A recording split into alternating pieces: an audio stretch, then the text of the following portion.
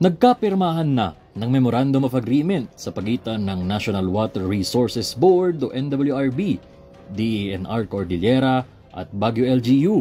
Dito nakapaloob ang kolaborasyon ng DENR Cordillera at lokal na pamahalaan ng Baguio sa pagreregula ng illegal deep wells sa lungsod. Immediately, nagkaroon kami ng full discussion.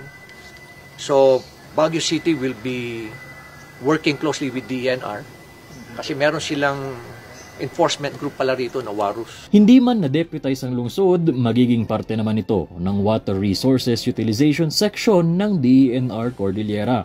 Sila ang nangangalaga sa utilization ng water resources sa buong rehiyon. So yung local government will be augmenting yung team nila so that we can now go around so that we can identify ano na yung mga deep wells na kailangan na nating isara. Importante ang pagregula ng mga deep wells upang hindi magpatuloy ang over-extraction na nakakaapekto sa water pressure sa ilalim ng lupa. Kakaroon na tayo ng over-extraction of our groundwater. It's affecting our trees. Over-extraction, ibig sabihin wala nang water sa underground, kukunti na lang. Because that water actually forces the nutrients to push it from the roots to the top of the tree. Kaya nakita mo, vital, maganda ang trees. Pero kung wala yung pressure na yun, water pressure na yun, hindi makakaakyat. Dagdag pa nito ay nasa 80% na umano ang na-geotag na deep wells sa lungsod.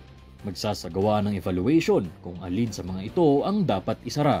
Samantala, naniniwala ang NWRB na isa ito sa mga long-term solution sa nadadalas na water shortages sa Baguio. By determining this illegally sourced extraction and what they call this, managing the same, stopping the same, will help the water crisis here in Baguio.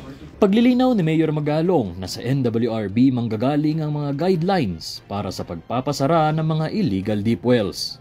Nico Gatchalian para sa PIO Baguio Balita.